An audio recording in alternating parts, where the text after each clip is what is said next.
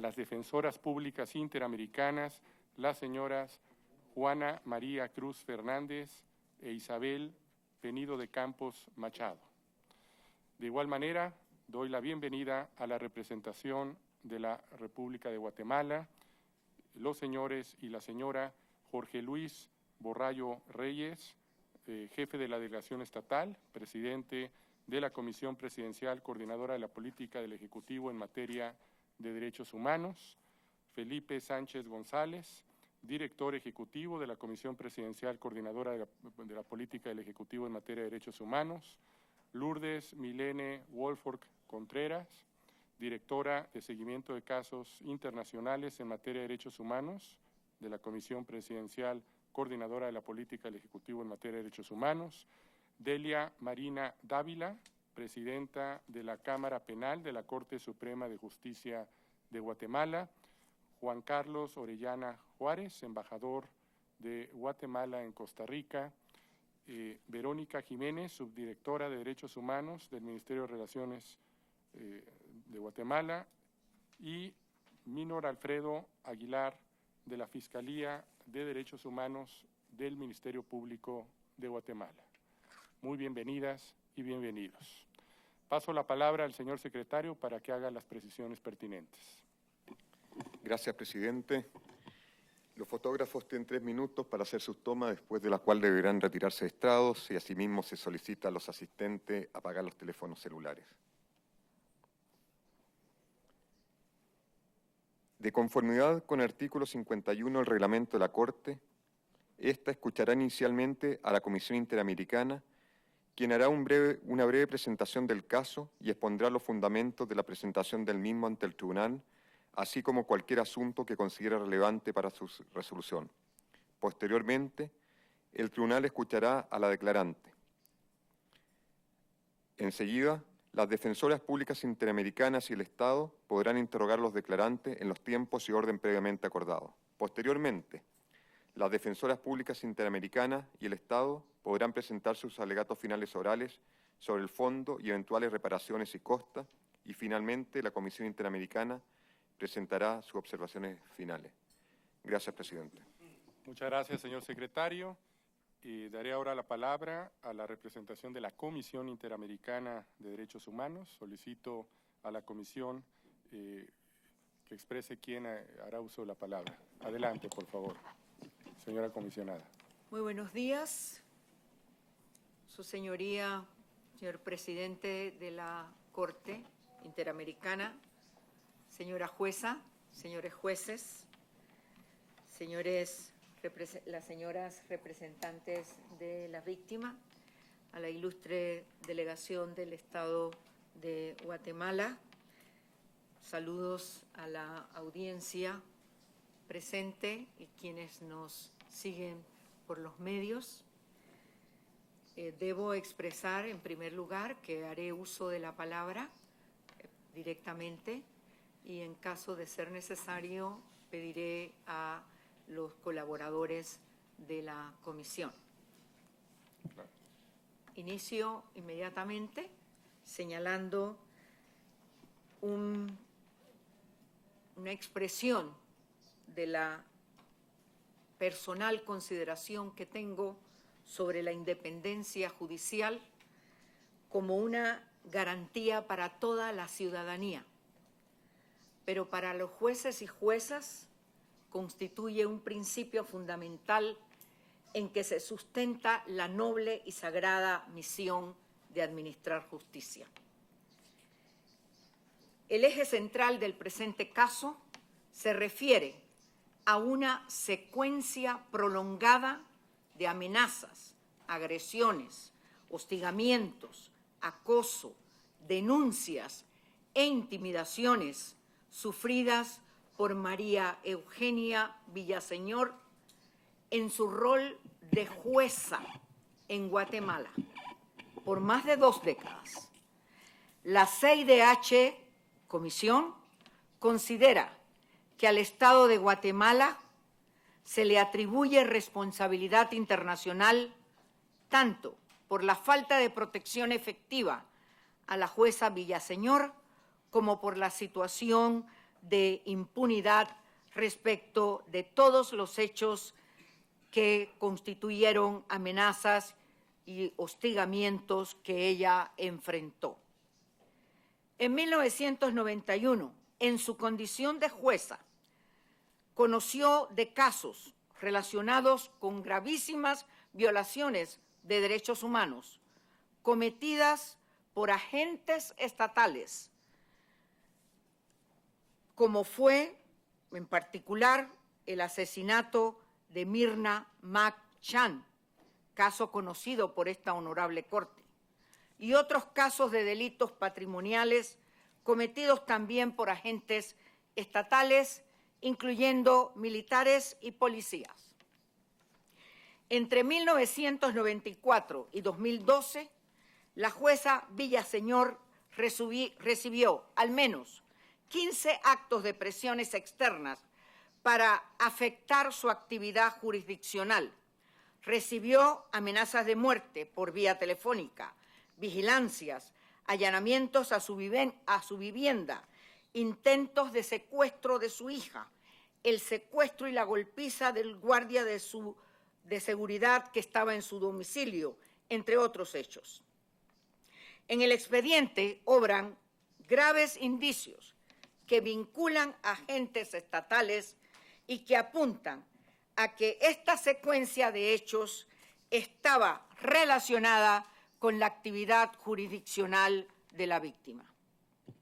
La Comisión en 1994 otorgó medidas cautelares a la jueza y respecto de estas se identificaron importantes falencias en su implementación, lo que contribuyó a la situación de riesgo prolongada sufrida por la víctima. A estas falencias me referiré en las observaciones finales. La Comisión resalta que la situación vivida por la víctima tuvo lugar en un contexto de inseguridad de jueces y juezas en Guatemala, que estaban a cargo de casos de violaciones de derechos humanos cometidos por agentes estatales. Así lo constatan distintos órganos internacionales, entre ellos el Comité de Derechos Humanos, el Relator Especial sobre la Independencia de Magistrados y Abogados y la propia Comisión en varios informes de país y en su informe temático sobre garantías para la independencia de las y los operadores de justicia. Destacamos que el Estado de Guatemala no adoptó las medidas efectivas de protección y a pesar de tener conocimiento de las graves amenazas y actos de hostigamiento por distintos medios, esto no fue investigado debidamente, a fin de poder identificar las principales fuentes de riesgo, contribuir a erradicarlas, individualizar responsables, imponer las sanciones que correspondieran. Y hoy todos los hechos del caso permanecen en impunidad a más de 23 años de sus inicios. Los fundamentos para la presentación de este caso ante esta honorable Corte, para la jurisdicción de la Corte, permitirá, además de la necesidad de obtener justicia y reparación para la jueza y sus familiares, el Estado en su momento expresó su interés en un acuerdo con las víctimas, pero no se tomó la medida necesaria para avanzar en este cumplimiento de las recomendaciones y además no renunció expresamente a la interposición de excepciones preliminares sobre el plazo a someter el caso ante la honorable Corte, según nuestro reglamento artículo 46. Además, para la Comisión, además de obtener justicia y reparación para la víctima, en el presente caso, consideramos, se involucran cuestiones de orden público interamericano. En especial, la honorable Corte podrá pronunciarse sobre aspectos fundamentales del principio de independencia judicial, que no ha sido abordado en detalle por la jurisprudencia. La garantía contra las presiones externas manifestadas en las distintas situaciones de riesgo, como hemos dicho, amenaza, hostigamiento y atentados en represalia o intimidación por el ejercicio de la función judicial. Además, podrá esta honorable Corte ofrecer parámetros esenciales para Guatemala y, en general, sobre el alcance y contenido de sus obligaciones, tanto de protección como de investigación, asegurándole a jueces y juezas puedan cumplir esta función esencial para todo Estado democrático de derecho, con plenas garantías a su independencia, a su vida e integridad personal. Muchas gracias, señor presidente. Muchas gracias, señora comisionada, vicepresidenta de la Comisión Interamericana de Derechos Humanos. Solicito al señor secretario llamar a la declarante, tomar sus datos y realizar las prevenciones pertinentes. Gracias, presidente. María Eugenia Villaseñor Velarde.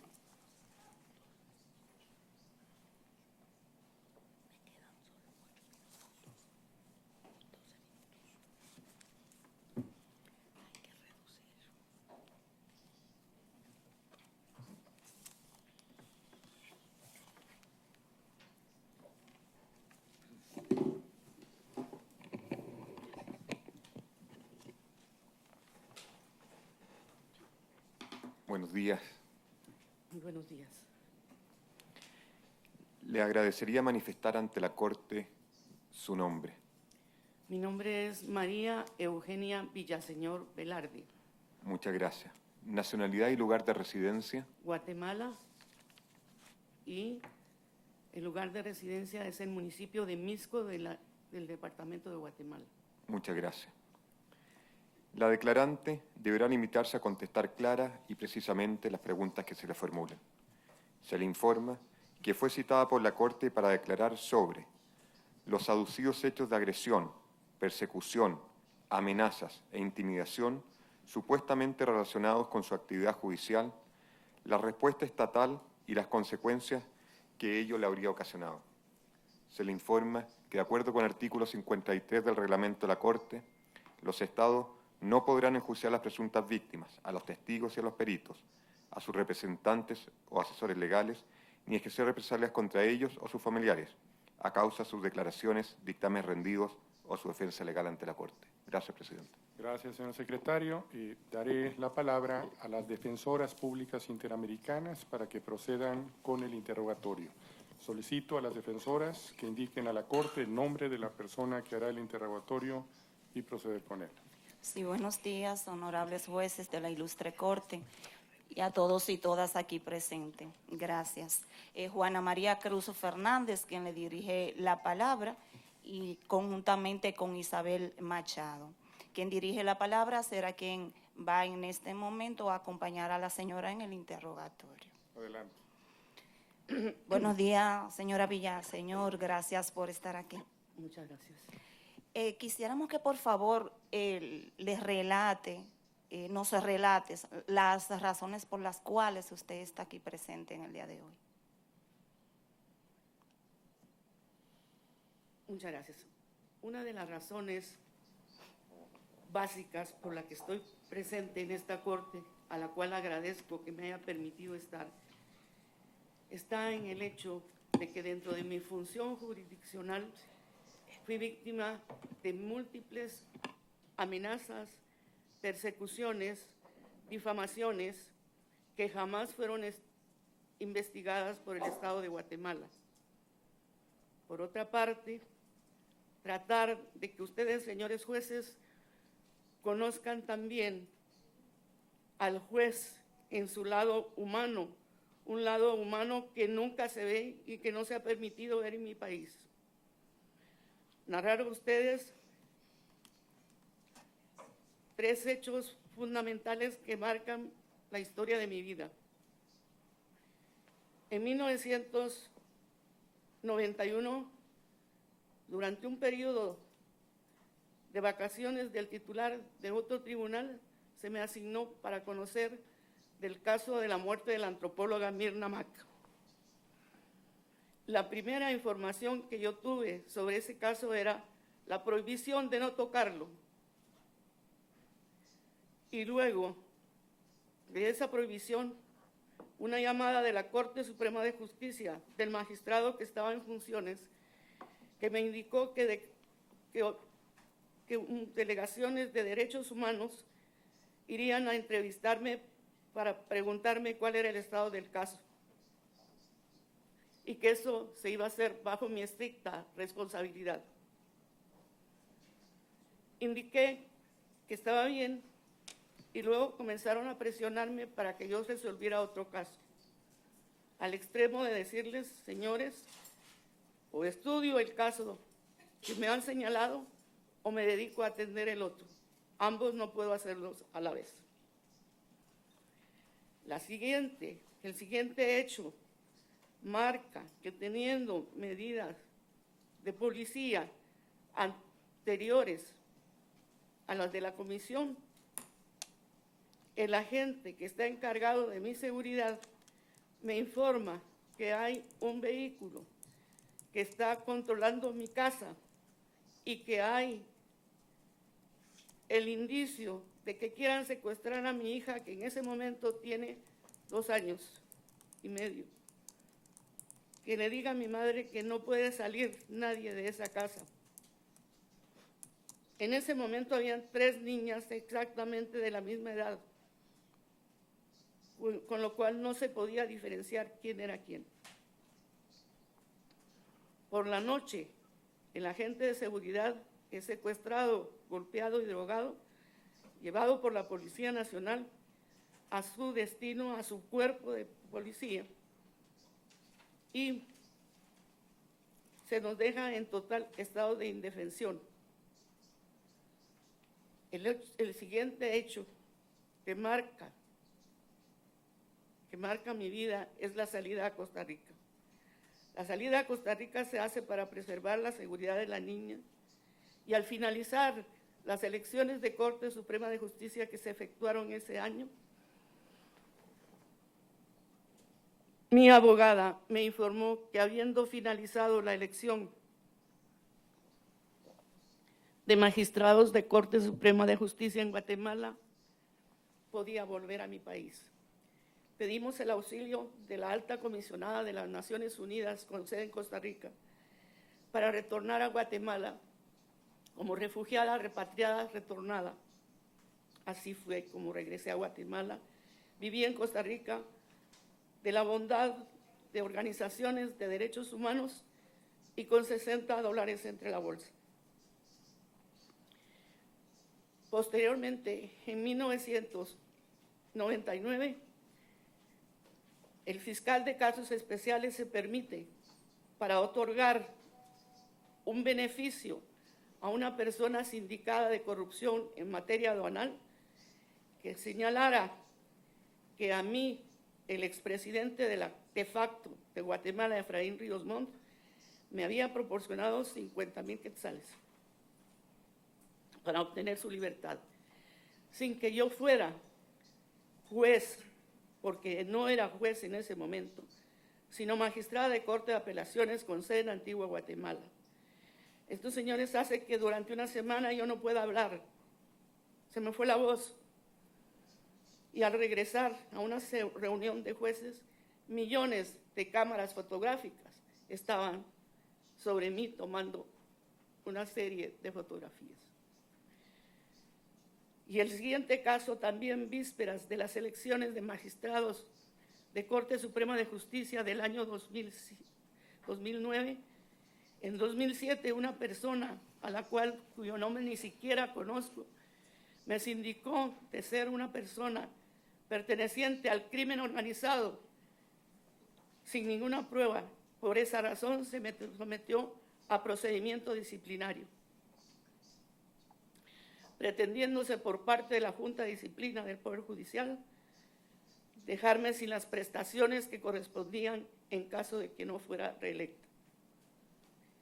Esos hechos marcaron puntualmente mi vida, aparte de los otros que se han señalado o que se señalarán más adelante.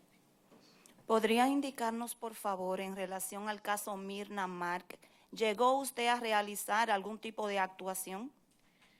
Durante el periodo que yo tuve ese expediente, la primera parte, inicié toda la averiguación que correspondía iniciar preliminarmente, porque no había nada.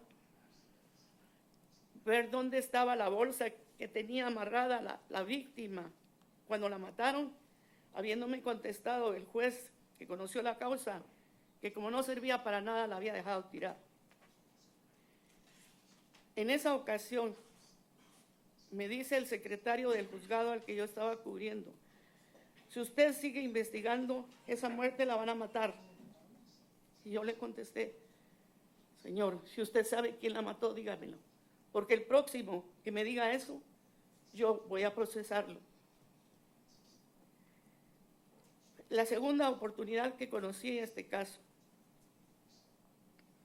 ordené ya la detención del presunto responsable y luego condenado por la muerte del antropólogo. ¿Cómo se sintió usted con todas esas amenazas, hostigamientos y afectaciones que recibió? Doctora, las primeras son de dolor, de rabia, de impotencia, de una soledad espantosa. Hay un libro español que habla sobre la soledad del juzgador. Usted no tiene a nadie. A mí me dejan sin amigos, me dejan sin la posibilidad siquiera de conseguir una pareja para hacer una vida familiar. Me aíslan totalmente. Me producen problemas de salud, como es una hipertensión arterial motivada por problemas emocionales desde 1994 y que se mantiene a la fecha. Me produce el dolor también de ver cómo a ninguna autoridad, ni del Poder Judicial, ni del Ministerio Público, le interesaba saber qué estaba pasando. Era doloroso, era cruel, y sin embargo había que tomar fortaleza para asistir al día siguiente al despacho judicial, poder juzgar un caso sin que afectara mi situación, la situación de un guatemalteco sometido a la justicia de mi país. Hecho que yo había aprendido siendo maestra, porque inicialmente soy maestra de educación primaria, donde el maestro tiene o tenía en Guatemala en ese momento valores superiores para garantizar la vida, la seguridad de los niños, y a mí me toca trabajar con una población marginal. Disculpe, ¿tiene usted alguna idea de dónde surgen las amenazas?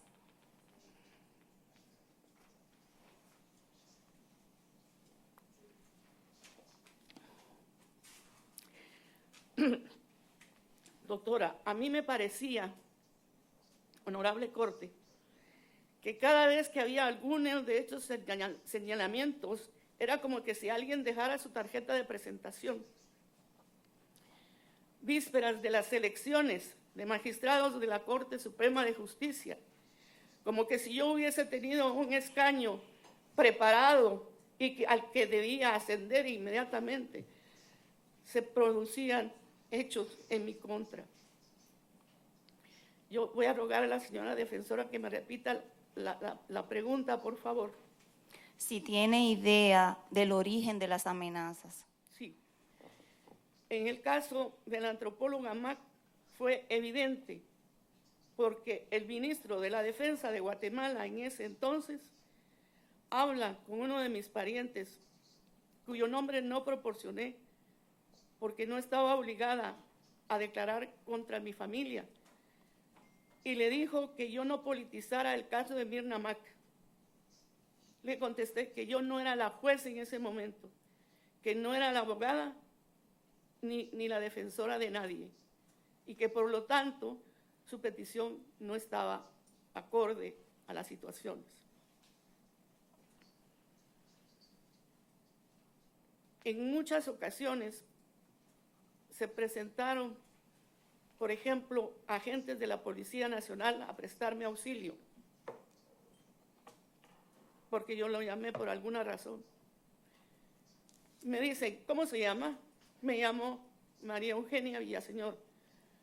Ah, bien, nos vamos, nosotros no podemos actuar. Y se iban, hasta que logré comunicación con la Procuraduría de Derechos Humanos de Guatemala, quien se presenta a mi casa, quien se da cuenta de la situación en que me encuentro, que deja su seguridad ahí y que habla con el director de la policía. Le dice que yo le he causado ya muchos problemas, pero que por esa noche me va a dejar una patrulla en mi casa. Esa patrulla, señores jueces, estuvo 1 año en un lugar donde yo no vivía, porque tuve que cambiarme por lo menos 3 veces en ese 94 de casa. Es evidente también cuando uno de los coroneles del caso Mirna Mac toma en sus manos el libro. Mirna Mac hizo encuentro en la justicia y dice, no queremos a la juez. ¿Por qué ese no queremos a la juez? Sencillamente porque él está involucrado en otro proceso en el cual yo iba a intervenir. Esa inactividad me hacía presumir que detrás de todo esto estaba puntualmente las fuerzas de seguridad de mi país. Se lo dije al primer fiscal general que tuvo Guatemala después de la elección. Y me dijo, eso es muy grave. Sí, señor, pero eso es así. Le pedí a la señora fiscal anterior al periodo que finalizó, que por favor revisara mi caso y que no se podía enjuiciar a un fiscal general, ni a nadie por este caso. Y me contestó que lo iba a estudiar. Y hasta la fecha lo está estudiando. Y yo nunca obtuve respuesta. ¿Hubo o hay alguna repercusión de todos estos hechos en relación a su familia? En relación a mi familia, debo decirles que mi familia no está compuesta solo por los 2 que se mencionan, sino tengo 4 hermanos más y una madre de 92 años. Ellos reciben toda la carga emocional que yo tengo, la necesidad de andar con escolta, la muerte no investigada de mi sobrina Julia María Balconi Villaseñor, en un hecho de tránsito, aparentemente, en donde se hace volcar el carro que mi cuñado manejaba. La muerte de esa niña marca a mi familia. Mi hermano, Francis Antonio Villaseñor Velarde, llorando durante 8 días la muerte de ella, porque es él el que le cierra los ojos, porque la niña está tirada en la carretera desde las 11 de la mañana hasta las 4 de la tarde, en que bondadosamente, entre comillas, levanta el cadáver uno de los oficiales o asistentes del juez, porque el 1 de enero de 2003 no había juez en la localidad de Escuintla. Disculpe, señora Villaseñor. ¿Llegó usted a conocer los resultados de las investigaciones de todos estos hechos?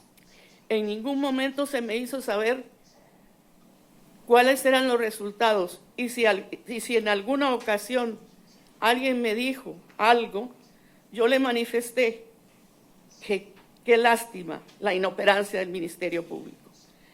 Y en los casos, todos estos casos, fueron de conocimiento total de la prensa guatemalteca, porque en ese tiempo una de las formas de defensa del juez era hacer públicas las denuncias, puesto que habíamos recibido por parte de la Universidad de Harvard una capacitación donde había llevado el ex juez y ex fiscal Giovanni Falconi, que había dejado 2 recomendaciones: una, crear una asociación de jueces para velar por la seguridad de los jueces y otras hacerlas públicas. Hice públicas todas las denuncias al Ministerio Público y al presidente del organismo judicial, de manera que todo esto fue de conocimiento de la población en general, lo que motiva que yo, señores, me quede sin amigos, me quede sin nadie. ¿Hubo alguna repercusión en el ámbito laboral? En el ámbito laboral hay repercusiones porque se pudo haber hecho un mejor papel del que se hizo. El hecho, por ejemplo, de haber dicho que la Convención Americana sobre Derechos Humanos debía prevalecer sobre las leyes ordinarias del Estado de Guatemala, causó que un periodista dijera que a los jueces que aplican la Convención Americana sobre Derechos Humanos hay que fusilarlos. El Código Penal guatemalteco de ese año había sido modificado por el entonces ex procurador de Derechos Humanos y presidente de Guatemala, imponiendo la pena de muerte en aquellos casos de plagio o secuestro en donde no hubiera muerte de la víctima. Yo presidí el tribunal, pero la orden firmada por el presidente en funciones de ese órgano jurisdiccional se desapareció durante 2 horas. Disculpe, señora, voy a tener que interrumpirla por cuestión de tiempo. Nos quedan 2 minutos nada más. Por favor, díganos, ¿actualmente es usted magistrada en Guatemala? Actualmente no soy magistrada en Guatemala. Ostenté el cargo de magistrada en Guatemala hasta 2014. Y en el año 2013 la Corte Suprema de Justicia me destituye. Y la razón que argumenta para la destitución es que yo había presentado una denuncia en el Ministerio Público en la sección de la CICIG, cuando el que presentó la denuncia fue el magistrado presidente de la Cámara Penal de la Corte Suprema de Justicia para que se investigaran los grupos paralelos que operan en el Poder Judicial.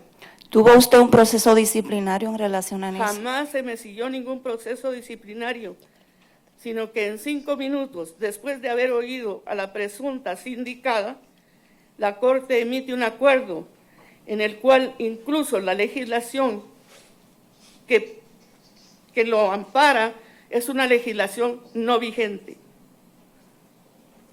Ante ello, interpuse un amparo y la Corte de Constitucionalidad dice, recurre a la vía ordinaria. Recurrir a la vía ordinaria y esta es la hora que está en un siguiente amparo y la Corte de Constitucionalidad no resuelve. Muchas gracias. Hemos terminado. Muchas gracias a las defensoras públicas interamericanas, a la declarante. Corresponde ahora realizar el interrogatorio al ilustre Estado de Guatemala. Por favor. Muchas gracias, su señoría, honorable presidente de esta Corte. El Estado de Guatemala presente acá saluda a todos los señores jueces, a las distinguidas defensoras, a la honorable abogada aquí presente y a todo el público. Y vamos a iniciar entonces nuestra etapa de preguntas. Voy a pedirle su venia para que sea el director ejecutivo de COPREDE quien inicie este interrogatorio, presidente. Muchas gracias. Adelante, por favor, identificarse. Muchas gracias. Muy buenos días. Buenos días. Buenos días, licenciada. Buenos días. Usted manifestó en su declaración que en 1991 se le asignó para conocer el caso de la antropóloga Mirna Mac. ¿Puede decirnos, por favor, por cuánto tiempo fue que conoció usted el caso de la antropóloga Mirna Mac? Voy a corregir. Inicialmente, yo por razón de vacaciones conozco de la muerte de la antropóloga Mirna Mac en 1990, que es el año en que la matan. Ahí conocí 20 días, que son los 20 días de vacaciones. Ok. Y en la segunda etapa, 15 días por casamiento del juez titular. Quiere decir que fue en sustitución del juez titular, En sustitución del juez. como suplente.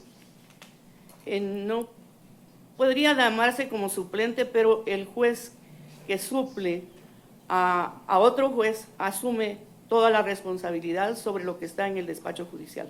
Perfecto. ¿Puede indicarnos si durante ese periodo cuáles fueron las resoluciones judiciales que usted emitió en este caso, en este proceso? Puedo recordar dos puntualmente. Una, iniciar la averiguación, tratando de escuchar a los testigos que pudieran haber, y luego practicando el reconocimiento judicial donde estaba, en el lugar de los hechos, y pidiendo informes al juez que había levantado el cadáver, en el sentido de que dónde estaba la bolsa que la víctima tenía en ese momento en sus manos, obteniendo respuesta en ese sentido de que la habían dejado tirada porque ya no servía.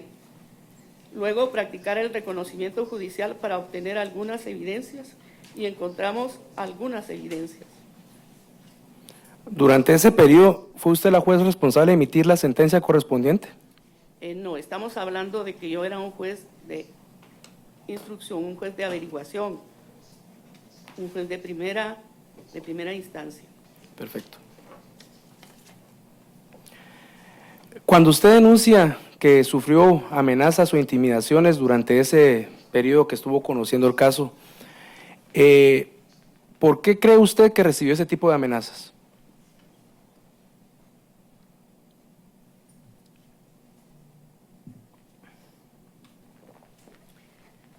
¿Por qué creo yo que recibí ese tipo de amenazas? Primero, porque no querían que se tocara ese caso. Había ciertos parámetros que indicaban que yo no debía tocar ese caso, como fue la observación que me dejó hecho el titular del tribunal. Y en segundo lugar, porque desde el inicio se principia a visualizar quién es la persona responsable. Ya se va contando con inicios de la investigación que realizaron el policía Mérida Escobar. Mérida Escobar llega a mi despacho y se va porque él dice, yo no logro interrogarlo, se va porque dice que lo van a matar. Cuando yo trato de acercarme a él, él ya se ha ido. Entonces era evidente, y es más evidente aún ahora, cuando se lee el auto de apertura a juicio contra el sospechoso de la muerte de esta señora, y se dice, porque usted fulano de tal, en su calidad de sargento mayor especialista, cometió tales hechos. Ok. De estas amenazas, licenciada, ¿usted puso algún tipo de denuncia en el Ministerio Público? En todas las amenazas se pusieron denuncias, y especialmente esta fue comunicada al presidente de la Corte Suprema de Justicia, como era mi obligación en ese momento. Y esa es la razón de fondo para que la Corte Suprema de Justicia promoviera mi ascenso a magistrada de Corte de Apelaciones, para quitarme del foco de atención y pasarme a otro lugar. Durante su declaración manifiesta usted que tuvo amenazas e intimidaciones por parte del exministro de Gobernación, quien fungía en ese tiempo. ¿Puede decirnos si presentó denuncia en contra de esta persona? No le indiqué ministro de Gobernación, indiqué ministro de la Defensa. Ministro de la Defensa, corrijo. En este sentido, no presenté ninguna denuncia porque consideré que era suficiente decirle a la persona que había sido enviada que yo no era ni la juez, ni la abogada, ni la defensora en ese caso. Perfecto.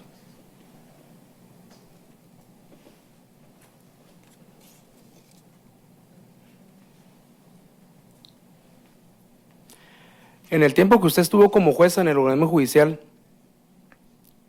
¿conoció otros casos de alto impacto? Suficientes. ¿Fue jueza de alto impacto? No, yo fui jueza de instrucción, el equivalente al juez de primera instancia actualmente.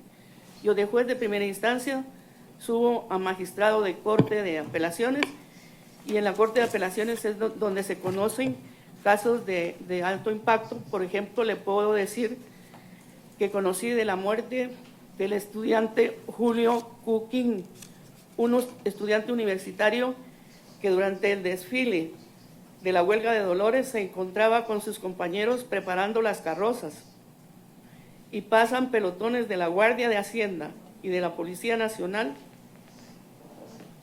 disparando hacia ese grupo de estudiantes, en donde fallece el señor Julio Cuquín. Y la sentencia se dicta condenatoriamente porque ellos en ese momento tenían la calidad de garantes. Esa sentencia fue publicada, me parece, por el Instituto Interamericano de Derechos Humanos, y se dijo en Guatemala que la única persona que podía haber dictado semejante sentencia era yo. Y un policía, señores jueces, paga una página de un periódico de mayor circulación y del noticiero más visto para decir que esa sentencia era una venganza mía. La Corte Suprema de Justicia la anuló. Se fueron en amparo y la Corte de Constitucionalidad deja sin efecto la nulidad decretada por la Corte Suprema de Justicia. Era inaudito.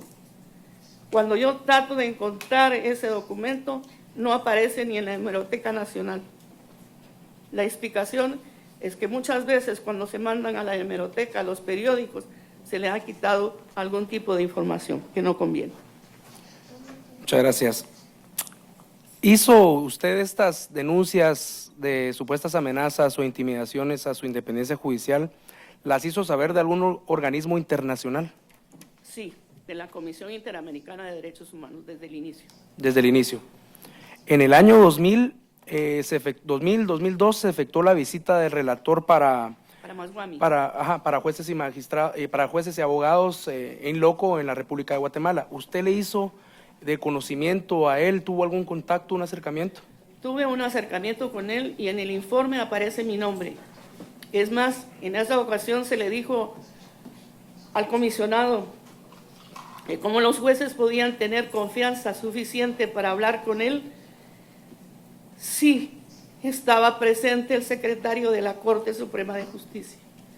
Cuando el señor comisionado hace las visitas hacia los diferentes niveles de la torre de tribunales, antes de que llegue al nivel donde yo estoy, hay un grupo de jueces que le organiza un almuerzo y dice que no vale la pena llegar a esos niveles porque esos son los jueces sindicalistas de Guatemala. Perfecto. En el año 2009 se realiza otra visita en loco por parte de la relatoría. ¿También tuvo el acercamiento para poder ratificar o manifestar que seguía teniendo amenazas? 2009 ni siquiera me enteré, señor representante, porque en 2009 muere mi padre. ¿En qué fecha muere su padre? Disculpe que le haga esa pregunta. En agosto del 2009. Perfecto. ¿Puede decirnos si fue víctima de algún atentado o agresión en su integridad física en el tiempo que se le proporcionó seguridad por parte del Estado? ¿Que alguien me haya tocado físicamente? No. ¿Algún tipo de intimidación? Llamadas por teléfono, insultos, seguimiento de vehículos. ¿Puso las denuncias correspondientes? Todas las denuncias fueron puestas. Después de que se le levantaron las medidas cautelares, ¿sufrió algún tipo de intimidación, amenaza en contra de su integridad? Estamos hablando de 2013. En 2013 se retiraron las medidas de seguridad y el retiro de esas medidas de seguridad, yo me encontraba dando clases en la ciudad de Quetzaltenango, en la Universidad Jesuita de Quetzaltenango, y trabajando para USAID en un programa que correspondía al manejo de la unidad de impugnaciones del Ministerio Público. Usted manifiesta ante la Honorable Corte en su escrito inicial que su hermano Francis Antonio Villaseñor Velarde sufrió algún tipo de acoso laboral a consecuencia de todos los hechos que usted ha denunciado. ¿Puede decirnos qué tipo de acoso laboral fue el que sufrió él? En el Poder Judicial, que fue el último trabajo que él tiene, inicialmente está dentro del grupo que tiene el régimen disciplinario de los empleados. Es un sencillo empleado de mantenimiento. Allí, a raíz de que yo dejo de ser magistrada y de ser supervisora general de tribunales, le hacen caminar cargando documentaciones que van más allá del peso que él podía soportar, porque había sido sometido a una operación de extirpación del estómago. Okay. Yo logro que lo cambien a otra unidad, y en esa unidad recibe la orden de no sentarse durante las horas de trabajo en ningún lugar. Se les pretende seguir un proceso disciplinario según la denuncia por haber llegado a las 9 de la mañana el día 9 de mayo, no recuerdo el año, y no existían en ese momento registros de su entrada. Entonces pide al Departamento de Seguridad que certifique todas las entradas antes de esa fecha y todas las entradas fuera de esa fecha, y él en todas había entrado a las 5 de la mañana. En una ocasión se va a parar a la emergencia del Instituto Guatemalteco de Seguridad Social, situado enfrente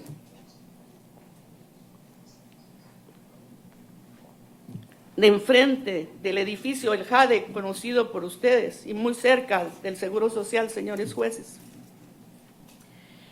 Le pregunto a mi cuñada si ella ha informado que él no va a llegar a trabajar ese día, y me dijo que no. Y yo le envié una nota a su jefe, y le digo, con las muestras de mi más alta consideración, le informo, esa redacción es una redacción mía, que mi hermano, el señor fulano de tal, está en la emergencia del Instituto Guatemalteco de Seguridad Social. Muchas gracias, magistrada. Disculpe que la interrumpa, pero por aras del tiempo voy a tratar de ser un poquito más concreto y le rogaría que sus respuestas sean también de la misma manera. Perfecto.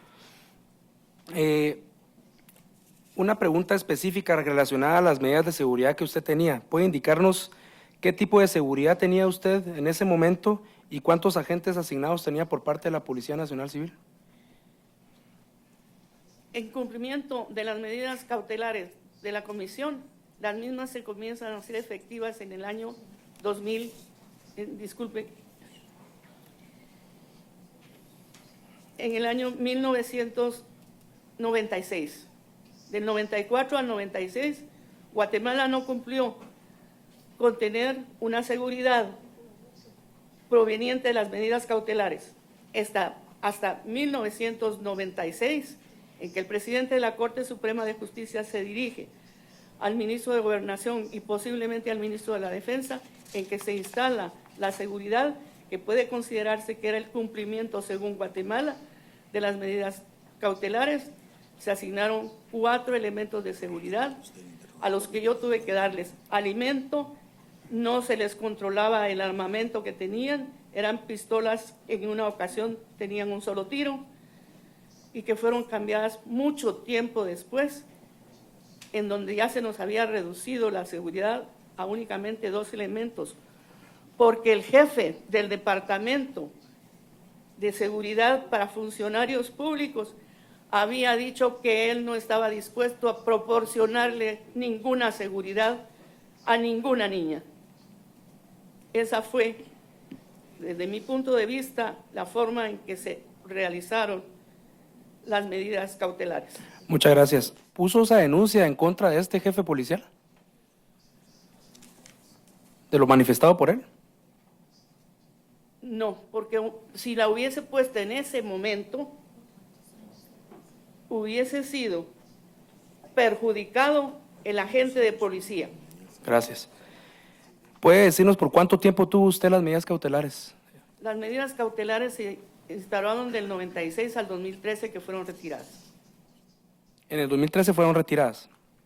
De todas las denuncias que usted manifiesta que interpuso en el Ministerio Público, ¿en algún momento usted estuvo de acuerdo con que se desestimara alguna? ¿Tuvo conocimiento si se iban a desestimar? No, señor, yo no podía tener conocimiento de que se fueran a desestimar porque el Ministerio Público no llegaba donde yo estaba. El Ministerio Público nunca la citó. Nunca me citó. ¿Usted nunca se apersonó al Ministerio Público tampoco? Tampoco. Pero envié a mis abogados a revisar sobre todo el expediente de la señora Karina Montes, el cual tuvo que esperar más de 2 o 3 horas para que le enseñaran el expediente. Si existió algún tipo de desestimación por parte del Ministerio Público, usted como conocedora del derecho de nuestro proceso judicial, sabe que puede existir algún tipo de audiencia en la cual se desestiman las causas.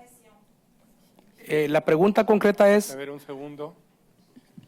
Sí, adelante. Sí, gracias, señor presidente. La pregunta concreta es, ¿participó usted de algún tipo de audiencia de desestimación de causa o de investigación?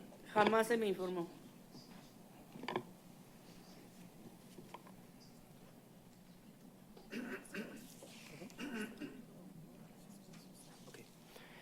¿Usted asistió a alguna oportunidad al Ministerio Público para que le tomara alguna declaración? Como juez, si el Ministerio Público necesitaba que yo rindiera una declaración, su obligación era citarme para que por medio de un oficio respondiera. ¿Y llegó el Ministerio Público a su judicatura? No. Nunca llegó el Ministerio Público a su judicatura.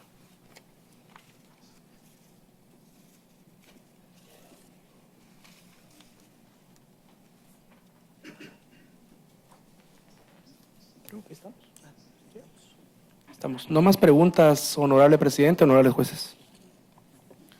Muchas gracias a la representación del ilustre Estado de Guatemala, a la declarante.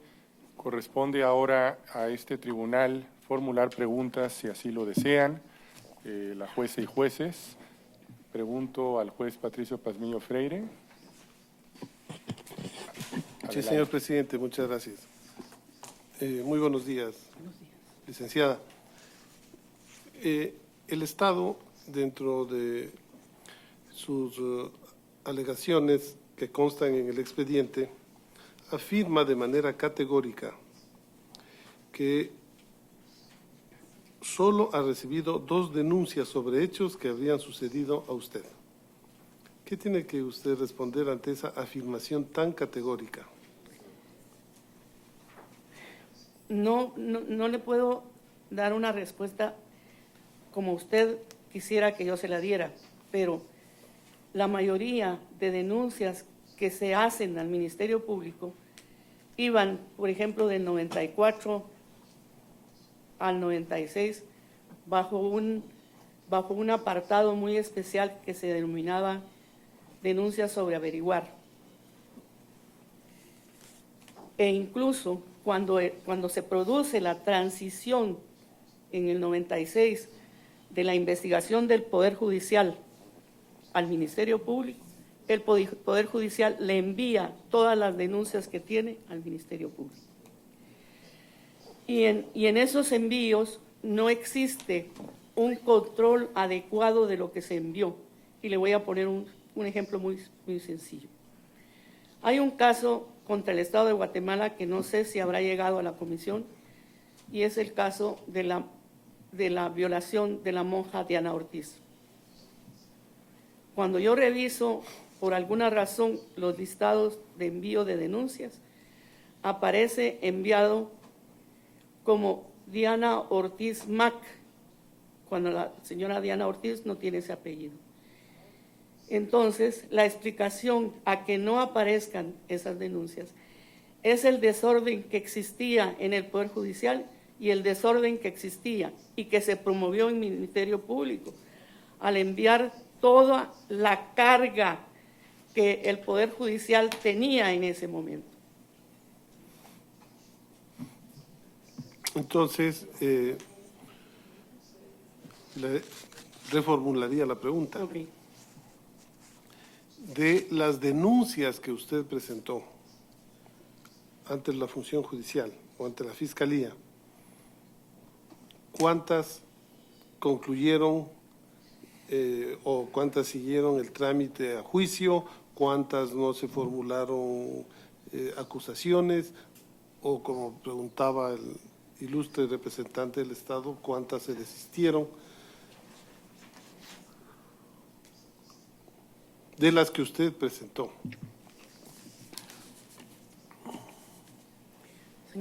Señor magistrado, puedo afirmarle que de todas las denuncias que yo hice ante la Corte Suprema de Justicia, ante el Ministerio Público, ninguna llegó a tener un final de investigación, ni siquiera llegar a juicio. La única denuncia que llega a juicio es la de 1996, que provoca la instancia de la Corte Suprema de Justicia para pedir medidas de seguridad al Ministerio de Gobernación y la Defensa. Y es la presencia de un ciudadano hondureño que llega a mi oficina. A mí ya me han trasladado de la ciudad de Guatemala a la ciudad de Antigua, Guatemala, como magistrado de Corte de Apelaciones. Y me dice, vengo a hacerle un favor. Sí, señor, ¿qué favor? A decirle que a usted la van a matar. Cuando él me dice que a usted la van a matar, que yo estoy trabajando en un lugar como es Antigua, aparentemente tranquilo, me impacta. Y trato de pensar qué puedo hacer en ese momento. Y se me ocurrió, yo tenía buenas relaciones con la misión de verificación en ese momento. La instancia de la misión de verificación fue un respiro para mí y una ayuda enorme. Entonces pido que lo atiendan, que le den café, que le den de comer. En ese ínterin de tiempo yo llamo a la misión y pido que me ayuden, y la misión llega con el Ministerio Público. Se llevan a este señor, el Ministerio Público, yo me quedo un poco más tranquila. Y al día siguiente de la misión me llaman y me dicen, el individuo se fugó. ¿Se fugó? Sí, se fugó. Yo dije, conociéndome a mí, él no va a querer regresar. No, me dijo, él va a regresar. Salí un día no muy lejano a esto, unos 2 o 3 días después, y estando en la misión de verificación, el presidente de la Sala Novena de la Corte de Apelaciones me llama y me dice, aquí está este hombre que la anda buscando, ¿qué va a hacer con él? Señor presidente, le dije, yo vuelvo a Antigua. Regresé a Antigua y le pedí a la misión que me acompañara, pero por favor que el acompañamiento era simplemente ver que yo no fuera a violar ningún derecho de esta persona. Terminamos en el Ministerio Público con el fiscal y el juez de paz de Antigua, Guatemala. Y me dice el fiscal, ¿qué delito le podemos imputar? Mire, en una angustia espantosa revisé mi código penal y logré encuadrar lo que estaba haciendo en el delito de amenazas y coacción. Señor, este hombre dice y me está diciendo que me van a matar y que van a matar a otros jueces. No me deja trabajar. Y le pido al juez, ordene su captura. Y el juez me dice, no puedo hacerlo. Señor juez, yo lo entiendo como hombre, pero como juez no lo entiendo. señor fiscal, trasladémonos a Guatemala. Nos trasladamos a Guatemala. El juez de turno me dice, vamos a hacer un favor usted. No, señor, usted no me está haciendo ningún favor. Este está diciendo que me van a matar y que van a matar a otros jueces también. La señora Yoconda Batres, que es una experta en género, me invitó a ir a Honduras. Y de los viáticos que me dieron en Honduras, yo, como este hombre me había dejado unos periódicos donde aparecía la denuncia de él, contraté los servicios de un abogado para que hiciera constar que ese documento existía y que había sido parte de las denuncias que se habían presentado en Honduras, porque en Honduras se le había quedado libre. Con esa documentación se aportó al proceso, un proceso que yo seguí como abogada, porque no tenía impedimento, era un juicio en donde estaba involucrada mi persona. Se llegó al debate, en el debate fue condenado aproximadamente a 6 años de prisión, y cuando se le preguntó al fiscal que llevaba el caso, que ya había sido destituido del cargo, dijo, yo no recuerdo nada de ese caso. Al finalizar usted siente, pese a que es el único caso en que se llega a algo, se siente usted indefenso, se siente abandonado y quiere seguir y quiere olvidar todo lo que pasó. Usted hace una diferencia entre las denuncias de orden penal que presenta el Ministerio Público, pero también se refiere a que presentó denuncias dentro de la función judicial ante la Corte Suprema. Sí. Esas denuncias que presentó ante la Corte, ¿qué final tuvieron? ¿Fueron atendidas? ¿Qué resultados logró usted con eso? La única situación donde interviene la presidencia del organismo judicial y que fue a petición del Supervisor General de Tribunales fue cuando este individuo se mete a mi despacho y se promueve un escándalo. Señor juez, yo promovía escándalos periódicamente, ya era algo inaudito, era algo que ya no se soportaba. Lo único que me ofreció el presidente de la Corte fue un permiso por 30 días en este 96. Permiso que yo no acepté, porque de nada servía que me fuera a encerrar a mi casa a que siguiera trabajando. Entonces era preferible que yo siguiera trabajando. Y de la remoción de su cargo, recuérdeme por favor, usted planteó recursos. Planteé un recurso de amparo ante la Corte de Constitucionalidad en contra de la Corte Suprema de Justicia, porque el Pleno de la Corte en ese momento no estaba plenamente integrado. Había la ausencia del magistrado presidente, la ausencia del presidente de la Cámara Penal, que llega y firma 8 minutos antes de finalizar el pleno y que después me dice que ha firmado esa acta porque se la han pasado por equivocación. Y hay un magistrado que, según la ley de la carrera judicial, había cumplido 75 años y debía haber renunciado en ese momento. Pero en ese momento en Guatemala esa norma vale. Él continúa en su cargo y termina. La Corte de Constitucionalidad dice, mire, esto es un asunto laboral, váyase a lo laboral. En lo laboral probé que el acuerdo de destitución está basado en un pacto colectivo de condiciones de trabajo que en ese momento no estaba en vigor. Sin embargo, el juzgado de primera instancia dice, aquí no hay ningún problema. Vamos a apelación, tampoco hay ningún problema. Fuimos a la Corte de Constitucionalidad, donde actualmente no ha sido resuelto. Estamos hablando de hechos ocurridos en 2013. Todavía está para resolución. Y por último, licenciada, a partir de que terminaron las medidas cautelares dictadas por la comisión, a la fecha, ¿cuál ha sido su situación de carácter personal o familiar en relación a su seguridad o a amedrentamiento, niveles de inseguridad que usted haya sentido o que haya denunciado? ¿Cuál es la situación? A partir de que finaliza mi trabajo con el Poder Judicial, asumo mi responsabilidad como ciudadana guatemalteca.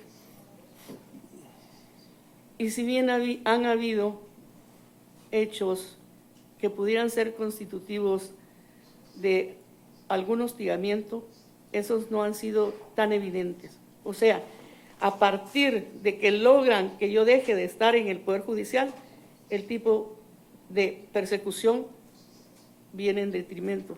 Sin embargo, las consecuencias están, ¿no? Hay ocasiones en las que yo necesito pedir que alguien me acompañe para poder salir de mi casa, manejar mi carro e incluso decirle, tengo una hija que está en edad de ir a fiestas y cuando tiene que regresar a la 1 de la mañana, es una angustia de pensar que le puedan hacer algo, pese a que he logrado, ya ven usted, superar esas etapas. Y pedir consejo a uno de mis maestros españoles y me dijo, no te preocupes, en España las fiestas comienzan a la 1 de la mañana. Y empiezo a tomar cierta conciencia para que ella pueda ser libre, para que ella pueda vivir su vida sin que le afecte lo que a mí me afectó. Le agradezco mucho su comparecencia. Muchas gracias, señor presidente. Gracias, presidente. Muchas gracias, juez Patricio Pazmiño. Pregunto a la jueza Elizabeth Odio Benito. Sí, adelante. Gracias, presidente. Buenos días, licenciada Villaseñor, y muchas gracias por acompañarnos esta mañana y explicarnos de viva voz lo que usted ha vivido como funcionaria judicial y como ciudadana guatemalteca en todos estos años. Muchas gracias. Yo quisiera, sin embargo, pedirle algunas aclaraciones de lo que usted nos ha dicho.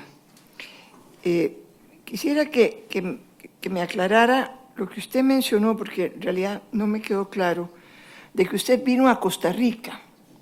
¿En calidad de qué vino a Costa Rica? ¿Cuándo vino a Costa Rica? ¿Y cuándo regresó a Guatemala?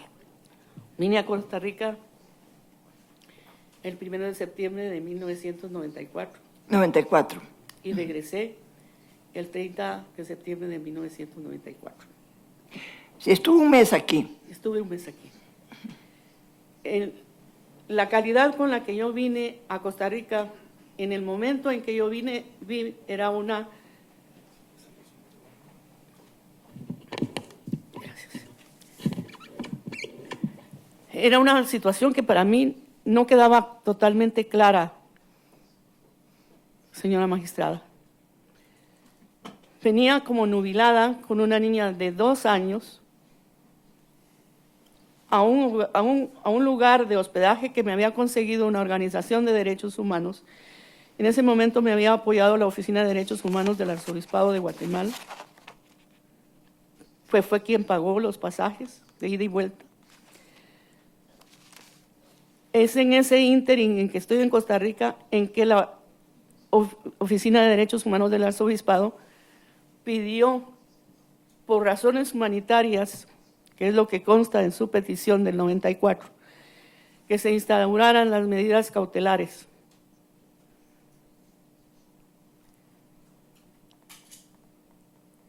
Aproximadamente 3 días antes de llegar al 30 de septiembre, mi abogada viene a Costa Rica y me dice, la Corte Suprema de Justicia de Guatemala ha sido electa, puedes regresar, busquemos amparo para regresar. Y ella habla con la alta comisionada de las Naciones Unidas con sede en Costa Rica y le pide que nos ayude a regresar a Guatemala. y ella le dice que va a equiparar el caso al caso de los jueces colombianos y que nos garantizan el retorno a Guatemala bajo la calidad de refugiado repatriado. Pero no nos dieron ningún documento, simplemente el acompañamiento del alto comisionado en Guatemala a mi llegada y la protección para que en ese momento la prensa que estaba convocada por no sé quién pudiera apartar a mi hija de los periodistas. Debo decirle que mi hija actualmente no soporta que le tomen fotografías. Indudablemente, esos hechos tuvieron repercusiones en ella, aunque era muy pequeña. Muchas gracias. Permítame aclarar un poco más este asunto del año 94.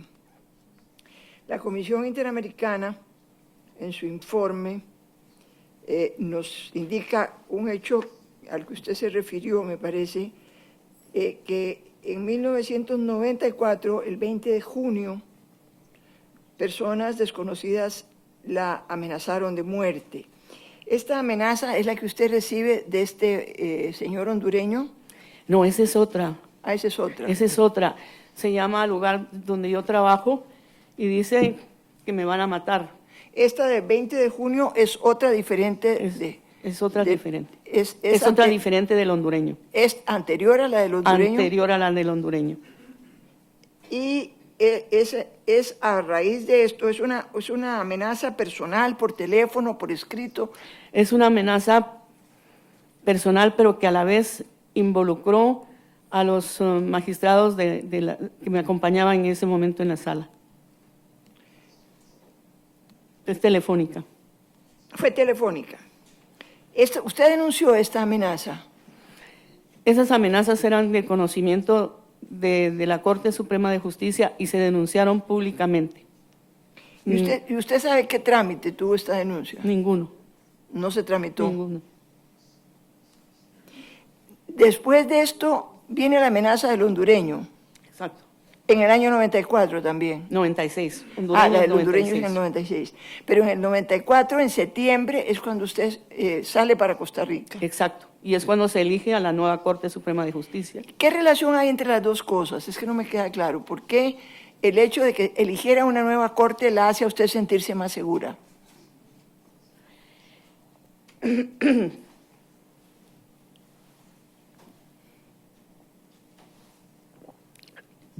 Señora magistrada, como hecho insólito en mi país, desde el año 94 se rumoraba mi candidatura a magistrada de la Corte Suprema de Justicia.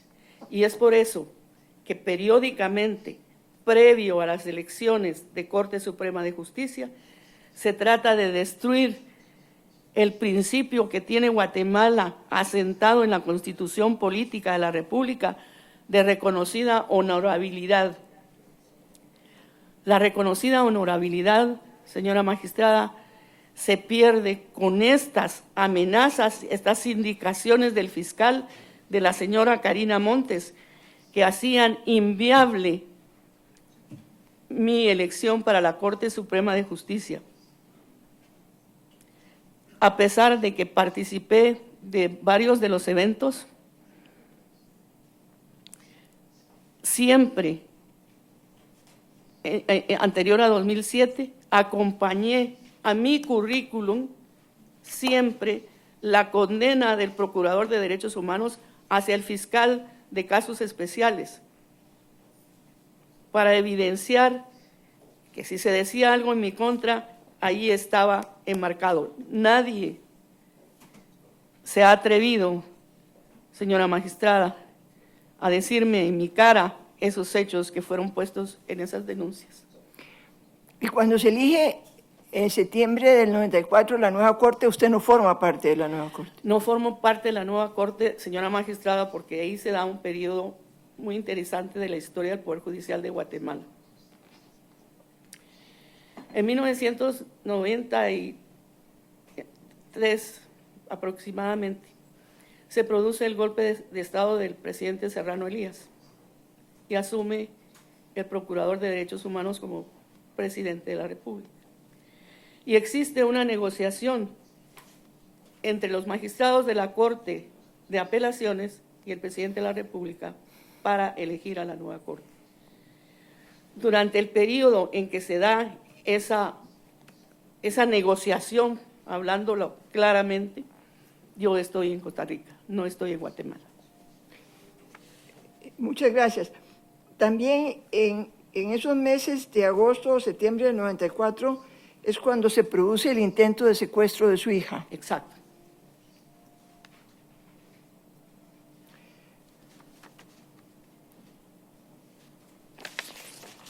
Licenciada Villaseñor,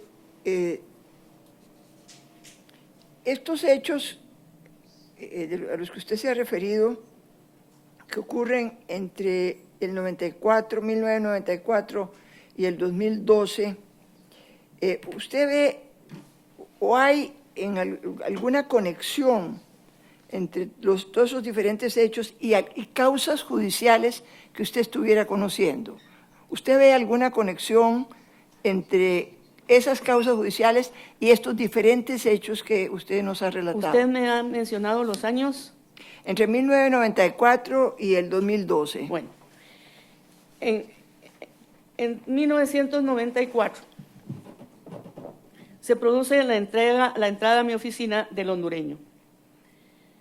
Se produce en el 97 la dictada de la sentencia en acatamiento a la Convención Americana sobre Derechos Humanos. Y en 1998 lo que promueve mi traslado de nuevo a Guatemala es la posibilidad de conocer el caso de un lechero que se estrella contra la caravana presidencial, en donde se sindica a un sargento de ejecución extraoficial de este lechero. Y para que no conozca el presidente de la Sala Novena, ni conozca yo, se nos traslada a la ciudad de Guatemala. Pero ocurre que cuando yo llego a tomar posesión del nuevo cargo que me han dado, me dicen que no me pueden entregar el cargo. Yo regreso y le digo, señor secretario de la Corte, ese no es problema mío, ese es problema suyo. Yo me regreso a Antigua. Al poco tiempo recibí la comunicación de uno de mis compañeros que me dijo, tú vente a Guatemala que yo te dejo mi cargo. Y se fue a servir a trabajo.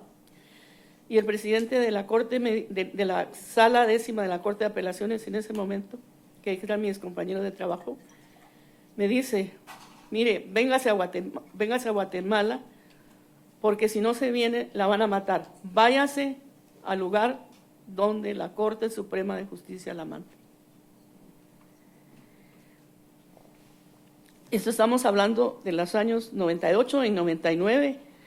Es la denuncia del fiscal de casos especiales que se produce dentro de un juicio para investigar delitos de contrabando y que para darle un beneficio a uno de esos procesados se meten dentro del tema de administración de justicia y dicen que a mí me dieron un soborno de 50,000 quetzales para dejar libre al expresidente de la República de Guatemala.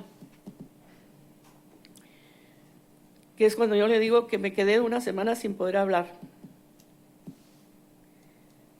Luego,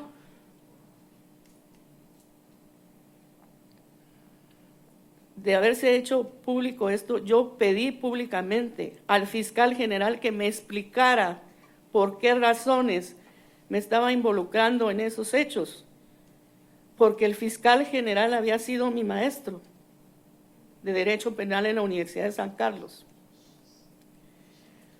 Jamás tuve ningún acercamiento ni ningún hecho significativo, señora magistrada. Esos hechos denunciados por el supuesto testigo protegido en ese entonces eran constitutivos de delitos, los dos que tienen relación con difamación contenían hechos delictuosos, perseguibles aún de oficio, y existía un procedimiento para establecer si un juez había participado o no en esos hechos, como era el hecho del antejuicio que aún está vigente en mi país. Nada de eso se hizo. Y yo estaba realmente en el aire, pese a que hubiera podido tener medidas de seguridad o agentes. En 2004 hay otro cambio de Corte Suprema de Justicia que dura hasta 2009. En 2004, presidiendo la Sala Quinta de la Corte de Apelaciones con sede en Quetzaltenango, Guatemala principia a poner en marcha el sistema acusatorio, pero ya como un verdadero sistema acusatorio. Y me toca a mí organizar ese sistema acusatorio, principiando por el juez de primera instancia, el juez de sentencia y Corte de Apelaciones en un solo bloque para que fuese posible la implementación del sistema acusatorio. Un sistema acusatorio que se replicó y que es el que actualmente en Guatemala existe. Pudieron haber habido intentos de oralización, pero ninguno sistematizado como el que se hizo en Quetzaltenango. Hacia esa sistematización, los otros jueces dijeron que qué se creía Quetzaltenango. Sin embargo, se nos convocaba para que diéramos capacitación. Se nos acortaba el tiempo. O sea, usted podía trabajar normalmente, pero aún así sufría hostigamiento. Sufría hostigamientos.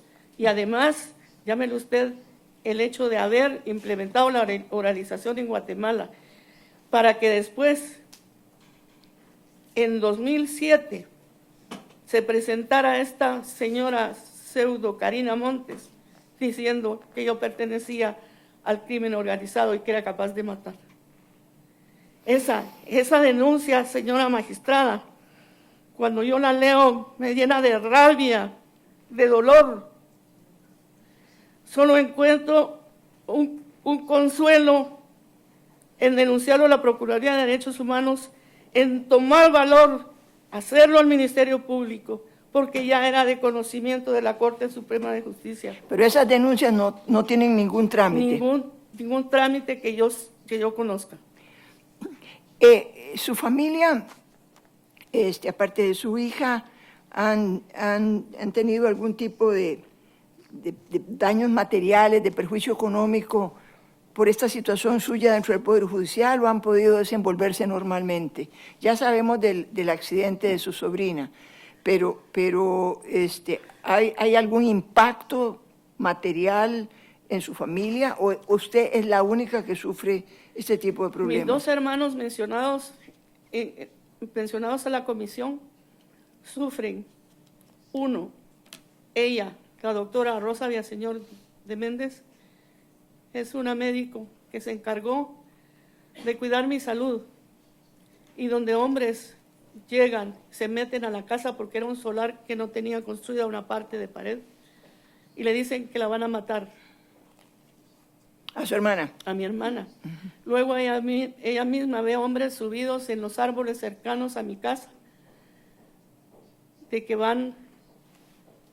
están controlando la casa desde los árboles, y él sufre un acoso laboral, señora magistrada, en donde lo hacen prácticamente tener que salirse del Poder Judicial. Sí, era la que usted nos refería antes en su salud, ¿verdad? Sí, diga, cuide mi salud. Y mi hermano es el que me apoya moralmente en todos esos eventos. A él le desmantelan el carro en 5 minutos cuando está con una psicóloga, porque está tan afectado que hay necesidad de que asista al psicólogo. Yo, para poder mantener mi estabilidad, tuve que recurrir, señora magistrada, a un médico, recurrir también a un cardiólogo para que cuidara mi corazón, porque cada hecho repercutía de dos maneras. Una, comenzar a temblar, y la otra, que mi corazón latiera como a 100 kilómetros por hora. Muchas gracias. Usted mencionó que había ido a Honduras a solicitud de la doctora Batres. ¿Le entendí bien? Sí. ¿Sobre qué fue a declarar en Honduras? ¿Tiene algo que ver con su caso? No, en Honduras era género. Era un trabajo de género. Porque también he hecho trabajo sobre género en Guatemala. Ahí aproveché para sacar la información que Honduras podía tener. Ahora que ya terminó su trabajo en el Poder Judicial, ¿tiene usted algún tipo de jubilación? Sí, señora magistrada. La jubilación de un magistrado de Corte de Apelaciones, como de todo ciudadano guatemalteco que gana más de 5,000 quetzales, es de 5,300 quetzales. Esa es su jubilación. Esa es la jubilación. Por los años de servicio. Por 40 años aproximadamente de servicio. Muchísimas gracias, licenciada Muchas gracias, Villaseñor, señora magistrada, por todas sus aclaraciones que han sido muy importantes para entender bien los hechos de este caso. Gracias, señor presidente. Muchas gracias, jueza Elizabeth Odio Benito. Corresponde ahora, si así lo desea, preguntar al juez Humberto Antonio Sierra Porto. Sí, señor presidente, muchas gracias. Doctora María Eugenia Villaseñor, la verdad es que todo aquel que ha sido juez nacional se tiene que identificar con muchas de las situaciones que usted ha planteado como actos y hechos de hostigamiento, de amenazas y de situaciones producto del desempeño de sus funciones. Así que en ese sentido debo decirle que entiendo muchos de los aspectos que usted señala como aspectos que considera que son un ataque al ejercicio de su independencia judicial. ¿Cuántos años fue su carrera? ¿Nos lo acabo de decir? Principié a trabajar en el Poder Judicial en 1972 y terminé en 2013. ¿Y los hechos que esencialmente constituyen este caso son de los últimos 20 años de su carrera o de los últimos 15, más o menos, ¿no? Aproximadamente los últimos 20 años de la carrera. Que coincidiría con sus responsabilidades como una juez sobre casos de alto impacto. De alto ¿no? impacto. Cuénteme un poco desde su perspectiva humana, ¿no? A mí hay una reflexión que siempre la he hecho y yo no sé, quisiera escuchar su opinión, y es que para ser juez no debería ser un héroe. Debe tener unas condiciones de objetividad para poder desempeñar sus funciones. ¿Cómo lo ve usted? Usted tiene toda la razón. Para ser juez no necesariamente se necesita ser héroe. Ahora, ¿qué pasa con Guatemala y qué se refiere desde mi perspectiva? Yo comienzo a trabajar en el Poder Judicial como estudiante. Y fui a trabajar a un juzgado con el juez que se consideraba en ese momento uno de los jueces más valientes e independientes que había en Guatemala. Y él, dentro de la mística que tenía, era que algún día hubiera una escuela que llevara su nombre. Y entonces toda la gente que trabajaba con él la empezaba a enseñar para que fuera juez. Y decía: usted hizo este trabajo y ¿qué va a aparecer cuando sea juez? Está pésimo. Usted comenzaba a tener conciencia de que quería ser juez. Y como juez también le enseñaron a que tenía que tener valor y tenía que enfrentarse a situaciones serias. Y que si quería llorar tenía que hacerlo donde nadie lo viera.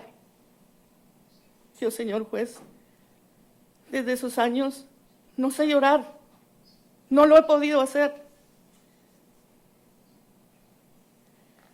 Y siempre creo haber antepuesto a mi persona, a mi seguridad personal, el cargo de juez. Al extremo de que uno de los momentos más dolorosos de mi vida fue cuando yo le dije a mi hija de 2 años y medio: hijita, si mamá se tiene que ir, no va a ser porque se quiera ir, es porque no le queda otra alternativa más que irse. ¿Tú lo entiendes? Y la niña me contestó sí. En el libro Mirna Mack y su encuentro con la justicia está un testimonio de un juez español que por alguna razón no se le puso el cargo, que era el juez militar español. Y dice, en mi país el juez no arriesga la vida, pero en Guatemala, señores, aún en este momento, mi percepción personal es que la vida de muchos jueces que sean independientes sí puede estar en serio riesgo y que la única medida que se tiene son estas medidas de seguridad. Usted nos señala hechos de hostigamiento en contra del funcionamiento de su trabajo por parte de la rama judicial internamente, de las autoridades en la Corte Suprema en determinados supuestos. También nos señala eventualmente, bueno, principalmente como origen de muchos de esos ataques las Fuerzas Armadas. Nos señala que hubo persecuciones a su familia, incluso a los quienes trabajaban al interior de la rama judicial por razones laborales también fue objeto de persecuciones. Agresiones de todo tipo y de todos los órganos del Estado frente a su actividad judicial. Los órganos del Estado de Guatemala son tres. Toda la seguridad pertenece al Poder Ejecutivo. En el caso del Poder Judicial, pues han sido evidentes las expresiones. En el caso del Congreso de la República, hablemos del Congreso de la República, hubo diputados que dijeron que a mí no se me debería reelegir como magistrado de Corte de Apelaciones. Y cuando les pidieron explicaciones, dijeron, es que es para resguardar su seguridad. También los diputados, señor magistrado, se atreven o se atrevían anteriormente a ciertos procesos que últimamente han habido, a llamarle y decirle, mire, le recomiendo a fulanito, pero eso sí, entienda que se hace en el uso de las facultades que usted tiene, no porque lo esté presionando.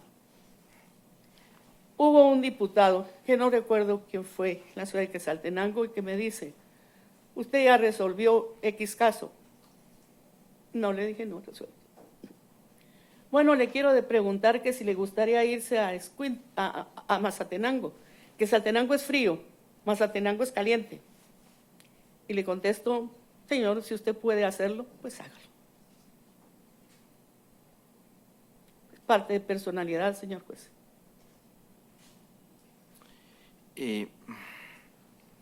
Luego de una carrera con semejantes responsabilidades y sobre todo en la última etapa, el Estado guatemalteco, la rama judicial guatemalteca, reconoció el trabajo que usted hizo en el sentido en que le dio algún tipo de mención, reconocimiento por todo el trabajo que usted realizó.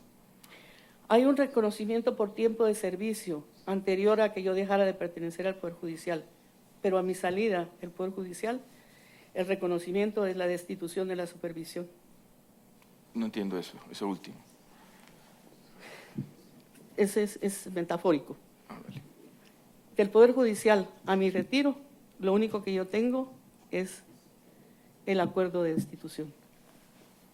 ¿Usted guarda resentimientos contra la rama judicial y contra el Estado guatemalteco? No.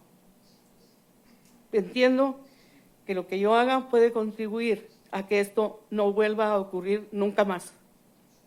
Eso es lo que yo entiendo. Un aspecto de lo que usted señala que me llama mucho la atención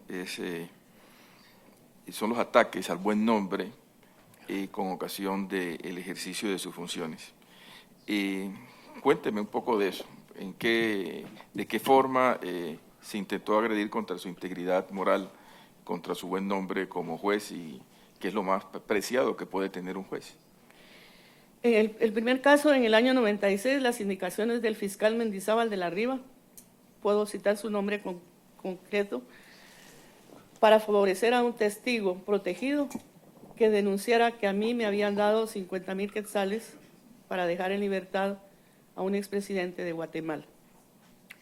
Como yo no había tenido nada que ver con ese caso, lo que hago es pedirle a la Corte que me investigue, y la Corte me investiga a través del órgano de investigación que tiene, que es la Supervisión General de Tribunales, y dice que se ha comprobado,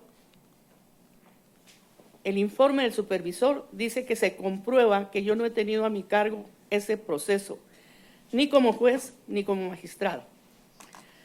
La Corte resuelve que me hagan saber el resultado de la investigación y que deniega su publicidad. En 2015 le pedí a la Corte Suprema de Justicia, y me contesta el presidente de la Corte, porque dice que a él le corresponde contestarme, que lo que se hizo anteriormente está bien hecho y que yo puedo hacer uso del documento como estime pertinente. Y pone un agregado, que es un agregado perverso, que dice que se envíe copia a la Oficina de Información Pública, tratando de decir que bueno, que ya está en la Oficina de Información Pública, pero en la Oficina de Información Pública le van a dar información si usted va y la requiere, pero si usted nunca la requiere, nunca le van a dar. Y en el segundo caso, que es el aberrante, es cómo se atreve a decir que formo parte del crimen organizado. Señor magistrado, cuando yo leo eso, es una rabia contenida. Cuando yo lo informo a la comisión, no pude copiarlo, sino tuve que fotocopiarlo para poderlo dejar ahí. Y para podérselo decir a usted, como se lo estoy diciendo, he tenido que hacer acopio de todo el valor y toda la fuerza que yo tengo para poderlo expresar públicamente, donde está uno de los mayores daños.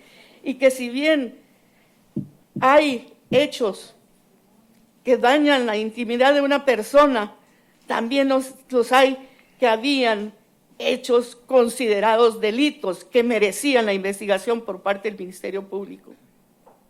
Sí, lo entiendo perfectamente, esa Muchas tragedia gracias. que supone la lucha contra el buen nombre a propósito de los casos y la manera como se ataca la independencia judicial.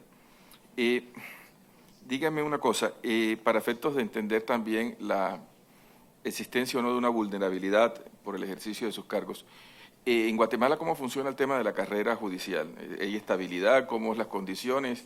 ¿Cuáles son los aspectos con los cuales, o las reglas de salida de funcionamiento de su cargo que podían verse afectadas con todo este tipo de ataques? Porque me imagino que también la amenaza del cargo es una permanente espada que se ciñe contra la labor judicial.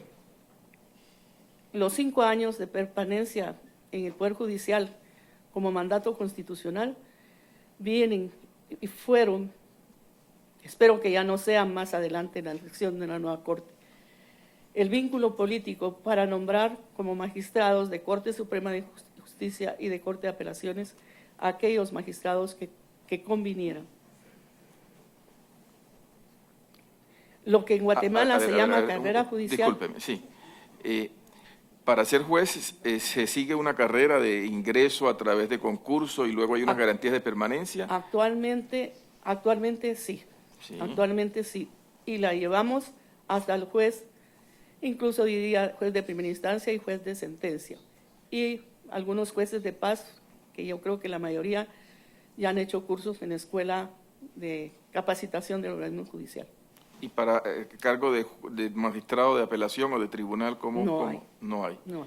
Y cuando usted le correspondió ejercer sus funciones en la instancia de juez o de fiscal o de investigador, ¿había carrera? Constitucionalmente la había. Constitucionalmente la había. O sea, era algo que debía haberse respetado aunque no hubiera una ley. Pero en mi caso, en las elecciones en que yo llego a magistrado de Corte Suprema, de Corte de Apelaciones, disculpen, no de Suprema, de Corte de Apelaciones, fue porque participaban magistrados que conocían mi trabajo y sabían de la calidad de trabajo que yo hacía, y por eso se me reelegía. Y en todo caso, la pregunta es, la precariedad existía, ¿no? La precariedad, sí, remoción cada 5 años.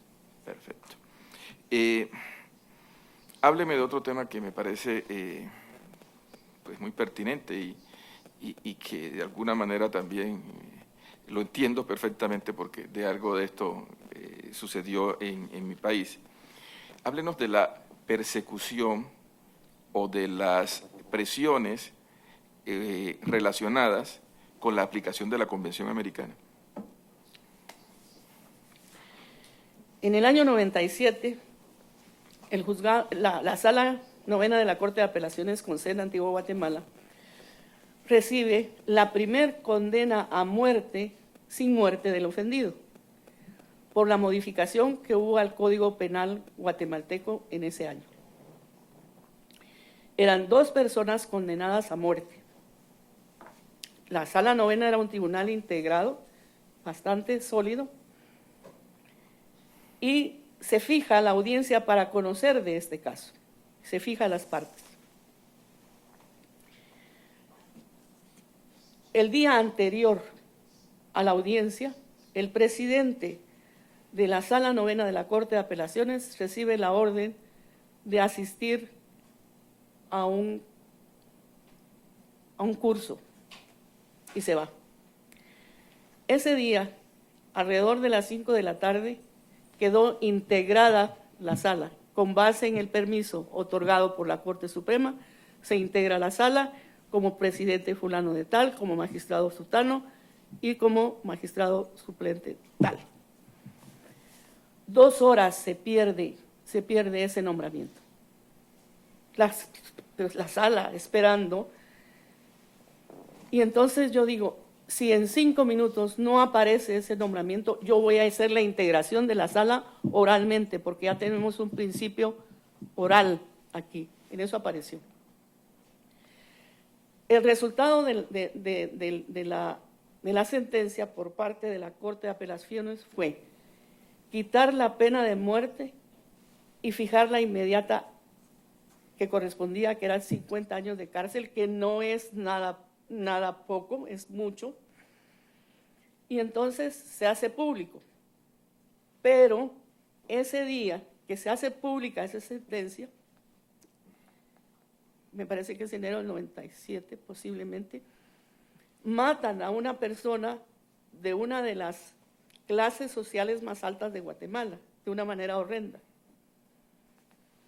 Cuando yo llego, antes de la audiencia para lectura, porque se había diferido la lectura de la sentencia, me dijo mi asistente, ¿usted va a firmar eso? Sí, señor, yo la voy a firmar porque este no es el caso que se está viendo en Guatemala.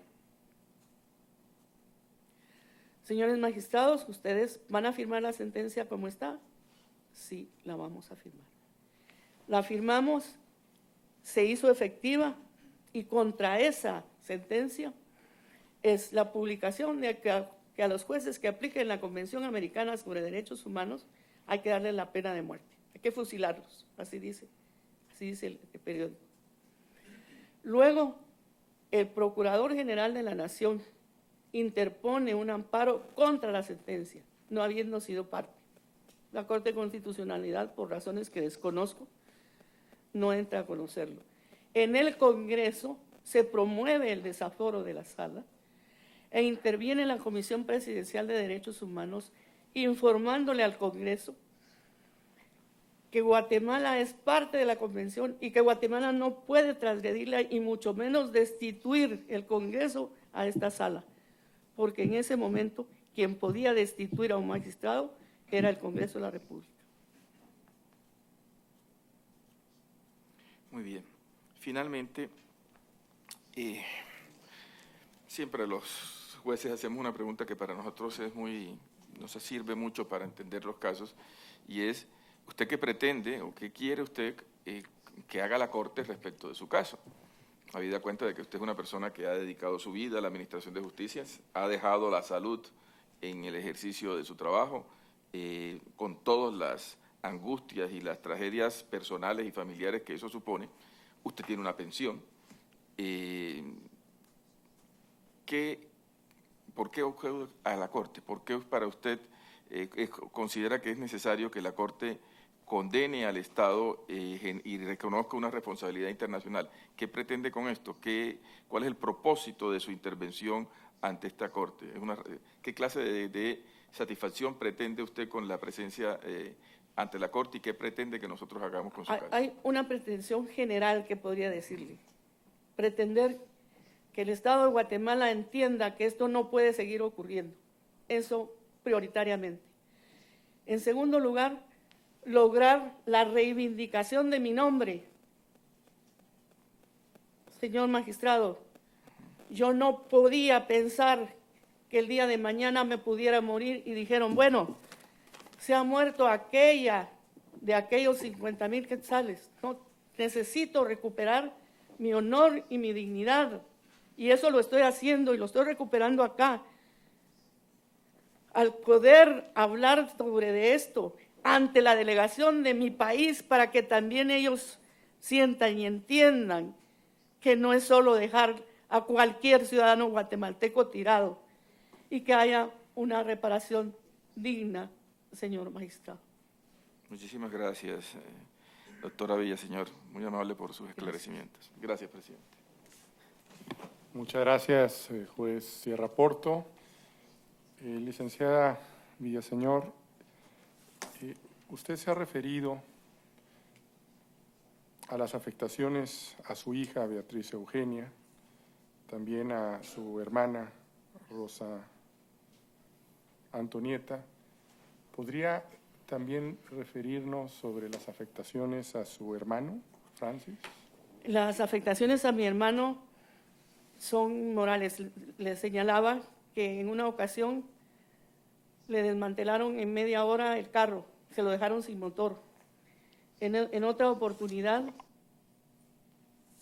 un carro, recientemente, no hará tal vez un año, lo quiere tirar de un puente, lo obliga casi a salirse para tirarse de un puente.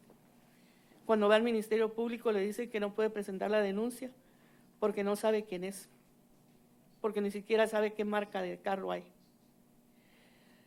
Y toda la afectación a él se dio durante el periodo que trabajó para el Poder Judicial y a partir prioritariamente del cual yo dejo de trabajar en él, lo que lo obliga a renunciar antes del tiempo que era necesario porque ya estaba siendo sometido a procesos disciplinarios.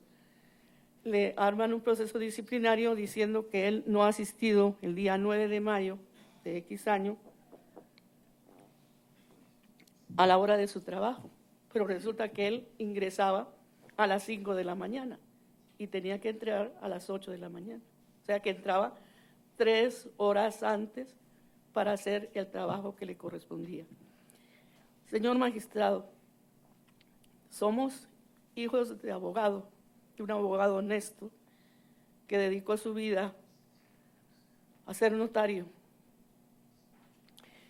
Y aceptamos que él trabajara en el Poder Judicial como un empleado de mantenimiento, que es el que barre, el que trapea y el que atiende a la superioridad, porque necesitaba tener un trabajo honrado y digno y fue obligado a dejarlo antes de tiempo. Y él recibía toda la carga, los dos recibían toda la carga emocional que yo tenía. Mire, me pasó esto. Yo recibí durante un año una llamada telefónica con un ruido de Nintendo, que yo intenté hablar con niños que jugaban Nintendo, con gente que le gustaba el Nintendo. ¿Qué significaba eso? Hasta que un día en una de las curvas que hay viniendo de Quetzaltenango, yo había salido un poco antes de mi trabajo, se vuelve a escuchar la misma música, pero en eso se para, no sé por qué, y dicen, ya se dio cuenta, y es ahí donde cesan. Entonces, decirle, mira, tengo llamadas telefónicas todos los días, Incluso le digo que hace 3 días llaman a la 1 de la mañana en mi casa, al teléfono particular de mi casa, que yo no contesto. Yo lo escuché y mi reacción fue taparme con las sábanas lo más que pude porque tenía miedo de contestar ese teléfono, porque no sabía que hubiera habido. Entonces, las afectaciones que él puede tener son todas afectaciones de índole moral que como hermano ha recibido y ha sufrido. Él se encargó de enseñarle a mi hija a ir al zoológico. Entonces tiene un vínculo muy, muy cercano conmigo, de tal manera que los 3, porque la familia se nos parte, los 3 hemos dicho que la supervivencia de los 3 va a depender de que estemos juntos. No tenemos ningún asidero, y la pensión que yo recibo, señores, esa apenas alcanza para sobrevivir. En varias partes de su declaración se ha referido, más allá de su caso, a un contexto de inseguridad de jueces, ¿no? ¿Podría profundizar un poco más este aspecto? Es decir, ¿conoce de otros casos cercanos? ¿Lo advierte? ¿En qué época fue? Decía que actualmente también. Sí, actualmente se percibe inseguridad de jueces. Y esa es una percepción que se marca a través de los casos que se han vivido, de las entrevistas por televisión, que aportan mucho los movimientos de los jueces y la forma. Y con la experiencia del cuidado que se tiene muchas veces con, por ejemplo, decirle las patrullas que acompañan a un juez. En una oportunidad me tocó saber que un juez tenía una patrulla, que los parabrisas no funcionaban en la época de invierno. El director de la policía, y no sé si actualmente sea el jefe de seguridad del Poder Judicial, había sido juez y amigo. Y le digo, ¿cómo te atreves a tener a un juez con una patrulla, con los parabrisas, sin funcionar? Ay, vos, ya se los voy a ir a cambiar, me dijo. Entonces, hay un total descuido. Puede ser que existan manuales, puede ser que existan conferencias, pero en la realidad, el juez guatemalteco va a ser independiente, en la medida que él quiera ser independiente. A la pregunta que le hacía mi colega Sierra Porto de qué desea de esta Corte Interamericana, usted mencionó que no se vuelva a Una de las cometer cosas es que eso no vuelva a suceder. eso. ¿Y cuál sería una medida concreta que podría ordenar esta Corte como medida de no repetición que usted considere? Que pudiera haber realmente una política pública del Estado de Guatemala para la protección de jueces y magistrados. Como política pública perfectamente diseñada, no solo para decir, bueno, hoy tuvimos un juicio ante la Corte Interamericana de Derechos Humanos y nos vamos a portar bien durante una época. Hay un refrán de un español que yo he aplicado a mi país: pecar, hacer penitencia y luego vuelta a empezar.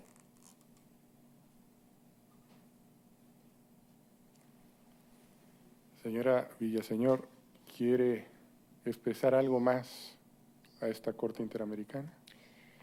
Quiero expresar a esta Corte Interamericana mi profundo agradecimiento por haberme permitido estar esta mañana ante ustedes, poder prestar mi testimonio, que he tratado de que a través de él se reconozca el ser humano que soy yo, que sufrió todas estas amenazas, y dejar por un lado ya definitivamente la historia de ser juez.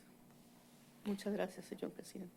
Al contrario, muchas gracias, licenciada Villaseñor Velarde, por su declaración del día de hoy. Esta Corte lo valora mucho. Ya la Corte no tiene más preguntas. Puede retirarse. Muchas gracias. Si así lo desea, permanecer en el público. después del receso que tendremos en este momento por media hora, es decir, regresaremos a las 11:35 para continuar con la audiencia en la etapa ya de alegatos finales, observaciones finales orales. Se suspende esta audiencia. De pie, por favor, la Corte se retira.